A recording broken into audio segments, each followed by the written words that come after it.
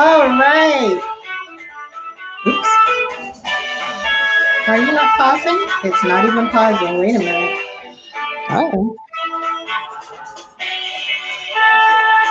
Oh my goodness. Wait a minute. Oh. Party just wanted to go on. You're not listening to me. Well, Party was just like, look, I don't really care what your intention is. Let's keep going.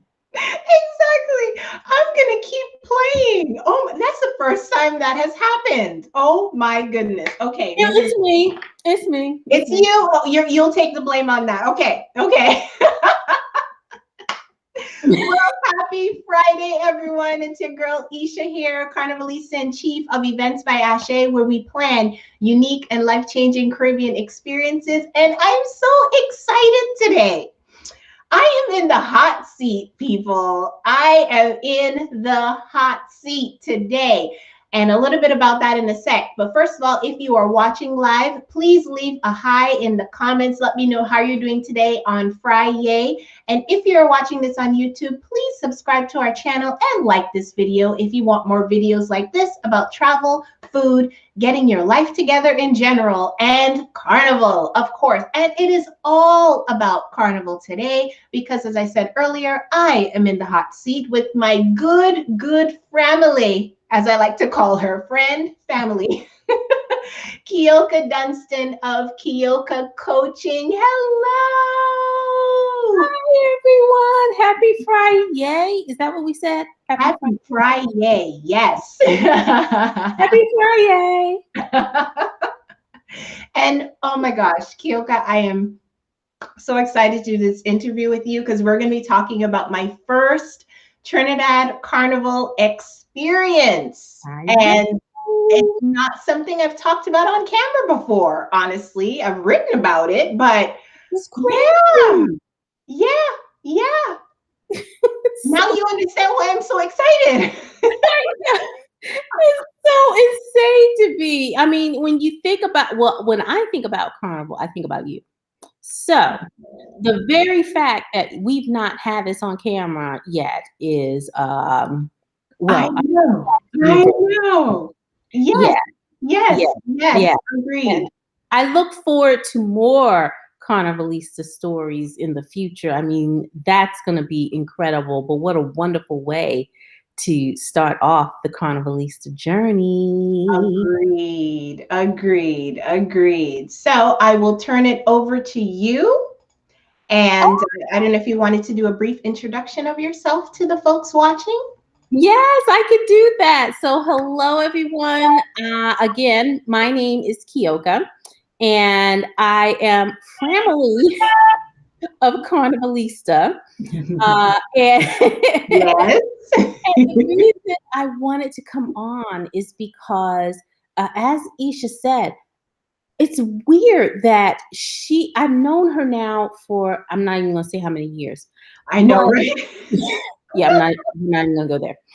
But in all of this time, I've never really seen her talk about her first Carnival experience. Yeah. So just a little bit of background on me. Yes, I'm a life coach, and yes, I'm the owner of a coaching practice called Kioka Coaching. Mm-hmm. And that is all well and good. Love my job, love my life, love how I serve.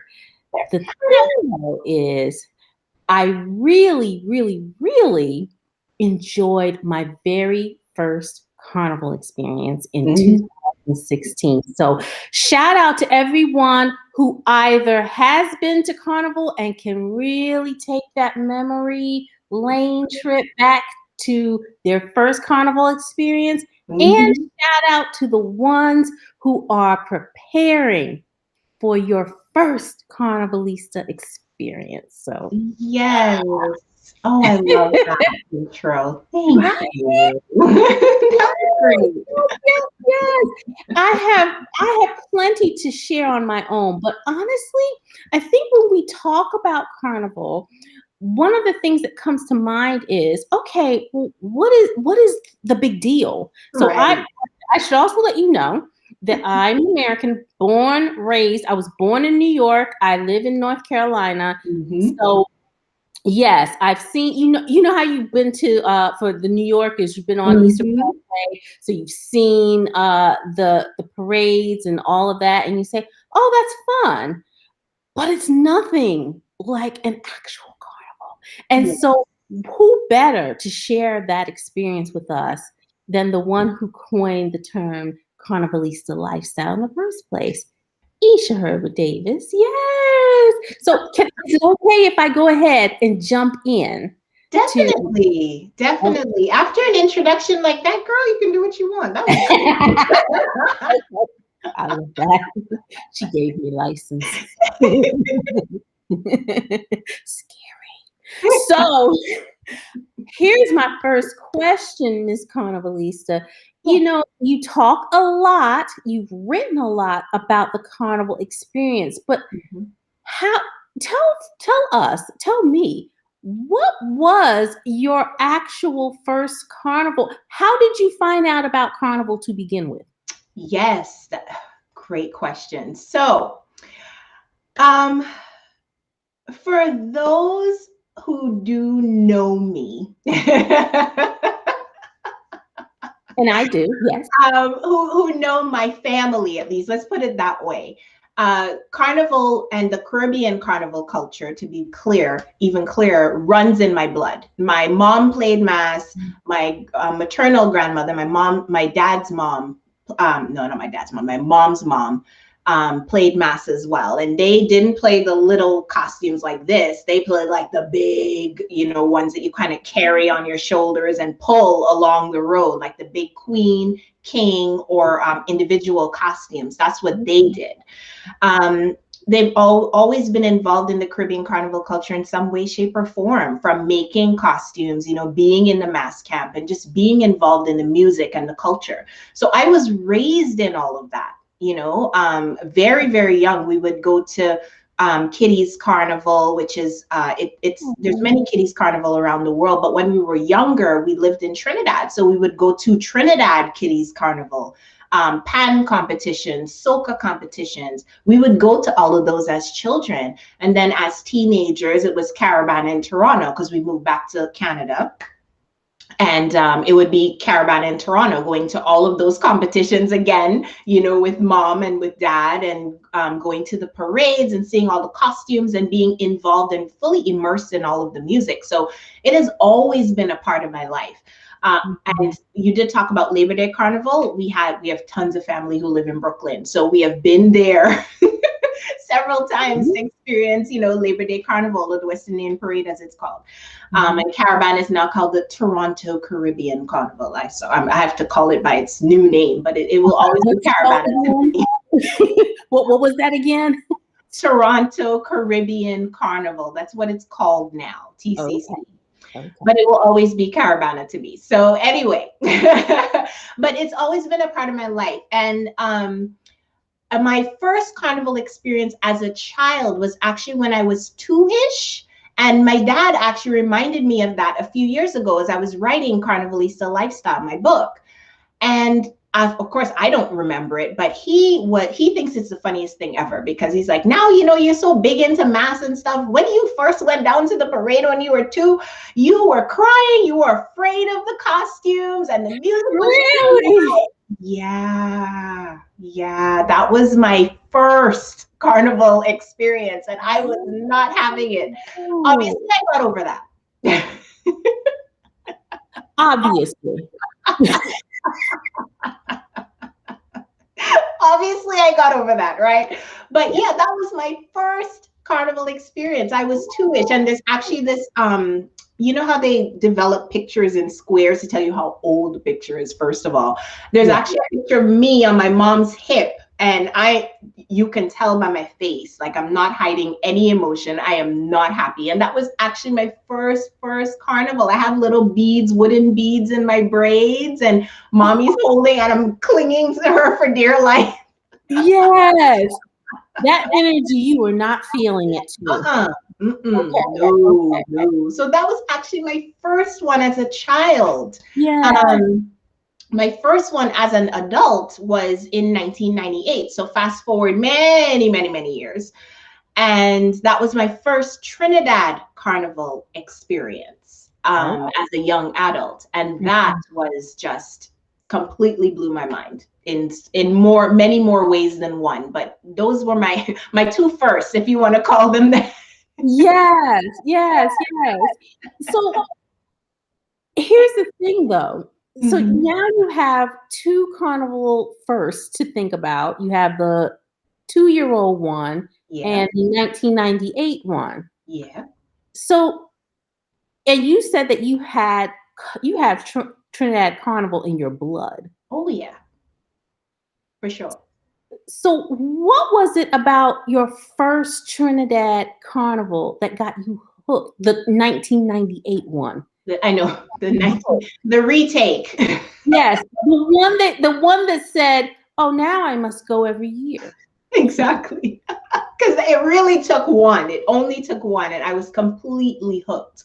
So about that, as I said, and you just said it yourself, it's been in my life in some way, shape, or form for, gosh, how old am I now? I'm 43. So over, 41 years, some way, shape, or form.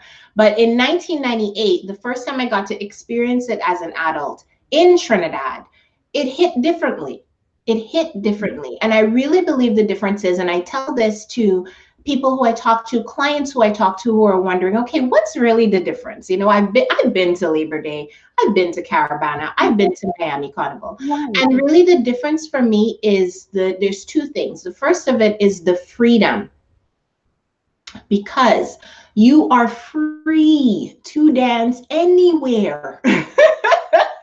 Drink anywhere, and just enjoy yourself in so many different ways, shapes, and forms. So it's the freedom. The North American carnivals, they can be more restricted, right? There's a lot more security, there's more police, they're more policed in that respect. I mean, even the policemen and the army men in Trinidad are partying, it's just different. It hits different, So there's definitely the freedom. And especially I think as people of color, as Black people, as Black women, we go to different festivals in North America and there's always a heavy security presence. Or, one of the things that I heard growing up, even in Toronto, when 3 or more or 10 or more Black people get together, something always pops off or something always happens. You know what I mean? So that part, especially from a Black woman perspective, experiencing that freedom and not having that fear and just completely releasing, that's what Trinidad Carnival meant to me back in 1998. So it just hit differently. And then the second piece, was the immersion, because it's in North America, it's like a piece, or it's like a small part of Toronto, of New York, of Atlanta, of Miami. In Trinidad, it's the country. Like it's the whole country. You know what I mean? Right. It's complete cultural immersion, Everybody is in it. Everybody, from children, to the kiddies carnival, getting your costume together, all the way up to the older people. Patrice Roberts has a song that says, "Till I old and gray. Till I am old and gray, I am going to be playing mass. I am going to be going to Juve. I am going to be involved and immersed in this cultural experience." So it's the country. It's not a piece of, the parade or a piece of the highway in Toronto. It's not under a bridge in Atlanta. It is the entire country, really, So yeah. Those are definitely the two things that hit differently. And I was just completely hooked. And every single year I just had to be there, So I hope that answered your question. It was a little bit long-winded, but. Oh, no, that was perfect. And I just want to talk to your audience for a second, particularly those who have been, who have experienced the, as you called it, the North American side versus in the country, in the home country itself. As you were describing that is exactly the thought that I had when I think about, again, I'm going back to Eastern Parkway. Exactly. The other thing is too, Esha, and I want to see what you think about this, is in North America, Mm-hmm. there was a lot of, yes, energy, but we were spectators. Yes, that too. Good one. Good Mm-hmm. one, Good right? one. Yes, for sure, for sure. Yeah, you kind of feel in North America that, you're watching a show. It's an interesting show that you're watching, unless you go the extra mile, you get your costume and you do whatever, right? Mhm. And that's even some of the to compare and contrast against another huge carnival in Brazil. A lot of people aren't able to participate in Brazil because these are, preparation starts for months in advance, and then you got to learn the steps because they call them the samba schools and all of that stuff. So Trinidad and other Caribbean carnivals, I think, has that unique possibility where you can be completely immersed and completely involved in everything that's happening with somewhat some barriers to entry, but you can find different ways that you can get involved and be immersed in the culture. So yes, that's a very good point. Mm-hmm. Yeah. I'm thinking that probably the closest that we can in America that we can think about that is Mardi Gras. That's the Right. closest because Yeah, absolutely. Where you could dance in the streets alongside. Yeah. And all of the Caribbean carnivals in North America weren't always that way. They didn't always start out that way. If you talk to like my mom or my dad about how Caravana was way back in the, gosh, when did it start? In the 70s or something? Way Mhm. back in the 70s when it was actually in downtown Toronto. Anybody could dance in the streets. There wasn't so many barricades and there weren't so much police, and it's just evolved over time. Unfortunately, in my personal opinion, to be so policed. Mhm. But yeah, you don't get that in Trinidad. You don't get that in other Caribbean carnivals around the world. It's freer. There's definitely more freedom. Yeah. Yeah. And if I can encourage anyone who's watching and you have been to Trinidad Carnival, please leave in the comments what your first Trinidad Carnival experience was like. I want to see what you have to say. Yes, absolutely. So can I take you time traveling back Yes, please do. to that 1998 when you Hmm. first touched down to start your independent, we'll call it your independent carnival experience. There you go. Yeah. Your first independent carnival experience. Hmm. Describe for us what that was like. Because here's why I asked that. Hmm. You talk about how a lot of your clients have come back and say that they have been transformed by that experience. For sure.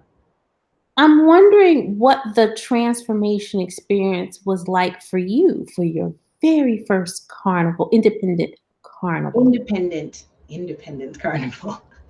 Yeah. Good question. What was transformative for me? I feel there were a few things that were kind of intersecting at the same time. It was my first independent carnival, as he said, as a young adult, as he said, my first Trinidad carnival, really, right? Um, it was probably not probably, it was my first international trip on my own, right? Without parents. Let's put it that way. So there were a few different unique things that were kind of intersecting for me. So transformation for me, I felt like it was very coming of age, like coming of age into an adult. And with that, transforming a part of my identity, as a young Black woman at that time, that I could have fun and I could enjoy myself and I could connect with my girls, like group of 15 or 20 of us who would go to Trinidad Carnival every year. And it was such a free, yes, it was a huge group of us who would go every single year, and that was our time, that was we time. We would get together. Oh my God, I've seen you in so long, whatever, hug up, kiss up, dance, drink, have a good time. Even some of my cousins, who I would party with back then, seeing them, year after year after year. But the first year, with everything being so new, and it wasn't that I hadn't been to parties before. It wasn't that I hadn't been, but it was different, and going back to the original Trinidad Carnival fetes, where it wasn't a fashion show. You put on sneakers and a short pants and a t-shirt and you go to party, and it's just a huge field, big stage, big sound, big artists and live music, like just the horns and the drums and everything just going all at the same time. Just experiencing that at that level was transformative. It was this feeling of complete joy and euphoria that I hadn't had before, and freedom that I hadn't had before, and connection that I hadn't had before, like I was saying with my cousins or my friends. That first one, no, never, didn't have that before anywhere, so it was all new. And then, building up to Juve, building up my first Juve. Oh my God. Oh, my first Juve. Tell us about that. Building up to the first Juve. So I'm trying to think of a time that I'd ever, no, I did not experience anything like Juve truly, because, I'd worn a costume in Caravana again, in New York again, but no Juve. So first Juve? What? You mean I get to put paint on my body and I can drink and I can dance in the streets? What? What? That was the transformation there, like that hooked. And then, Carnival Monday, Carnival Tuesday, getting the costume on and the makeup and all of that stuff. It was just an interesting mix, but the transformation was definitely complete, going back to normal life. Was not the same. It was never ever the same. Like, it was never the same, like counting down, okay, day 364 until we can do this all over again. You know what I mean? It was never the same ever again. It was never the same again. So I hope that I got it now. Yes. I got it now. It sounds like it was such a full immersive experience, and what a way to honor your own heritage. Wow. Essentially just enjoying yourself and really living into this full experience. So I guess the way that I want to end our time together is, okay. when you look back on what it's like to have first gone through that carnival experience, and you witness others who have experienced carnival for the first time, and as you said, enjoy that freedom and enjoy that running in the streets with alcohol in hand, with cup in, I will never forget that. With cup in hand and with music everywhere. Everywhere. It was exactly. Yes. Just insane. When you look back on your own experience and your life experience, and other people's first time experience, Carnivalista, if you can sum that up, what does that mean to you? Oh my gosh. So when I think of someone as a Carnivalista, and I take it back to my own first experience, I feel it's like, how they say leaning in. It's fully embracing, life in negative, positive. I don't really believe in things being negative or positive, but I think it's the way that you view them. Ooh, that's my phone. Kioka, I don't know what's going on with my phone today. It is doing all kinds of stuff. I love it. What in the world, phone? Come on. Your life just wants to ring right now. That's all that is. It's really just a celebration. Like, your phone wants to get in. Whatever. Exactly. I think maybe that's what it is. Getting a little bit too carried away, especially with all of this carnival tobacco that I'm, going through right now. But that's another story. I'm sorry. Oh, it's okay. No worries. The phone will be fine. So, the Carnivalista lifestyle, someone who, fully embraces life, fully embraces joy, exuberance, feeling, travel, amazing food, great friends, loves to laugh, because I love to laugh. Definitely. Love soca music. Love soca music. Yes, exactly. Love soca music and the carnival culture. That's what a carnivalista is to me in a nutshell, for sure. Mm-hmm. And I think that is a beautiful way to wrap up your very first carnival experience. What was this like to even talk about this? Oh, That's coming out of me, you guys. I'm sorry. Right? Well, I think it, first and foremost, it took me back, to, we're talking about a really long time.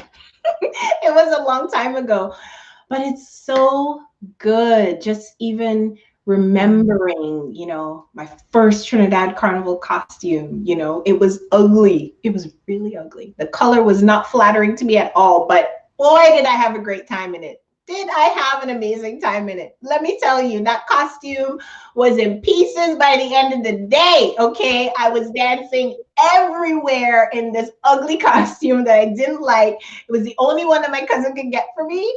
But thinking back to all of that, all of that emotion, right? And all of that, those experiences that were so unique and so, what's the word? Left an impact, right? And I mean, little did I know the impact that it would really have, right? Little did you know, yes. Little did I know, right? Little did I know in 1998 on that plane, going to Trinidad, that this would be something that would completely transform my life, from the friendships that I built, over all of those years of going to Trinidad Carnival together, to meeting Tarek, meeting my husband at Trinidad Carnival in 2006, to starting a business in 2010. Like, had no idea that this is where we would be. This is where we would be, So it was great, taking a trip down memory lane. It's wow. Honestly, wow. And that's Carnivalista lifestyle in a nutshell. How beautiful was that? Oh my good. Well, by going down your experience, I also got to take a trip back in my own. So thank you so much for sharing that with me. I've been wanting to do this for a minute. So Yeah. I can't wait to do it again. And I can't wait to hear all of the other stories that others have to share about their first time carnival. Yes, definitely looking forward to all of that. And thank you so much for joining and interviewing me, Kioka. Thank you. Yay, I had so much fun. Let's do it again, y'all. Let's do it again. Exactly. She's ready. She's like, let's do it again. I know. This was so much fun, Kioka. Thank you so much for doing this with me today. And for those of you who are watching, whether you're watching it live or you are watching the replay, there are a few links in the comments for you all to check out, especially if you want to join us at the next Ultimate Trinidad Carnival. There is a link to our website in there. So definitely check that out. And again, if you're watching this on YouTube, subscribe and like, definitely, if you want more videos like this. And anything else to add, Kioka, before I play the music and sign us out? Nothing else to add, except I am so looking forward to sharing my own carnival experience. Let's go out and soca, y'all. Yes, here we go. The phone is misbehaving today. Here we go. All right, everyone. Thank you. Thank you, thank you, thank you. And as always, till the next line. Till the next time.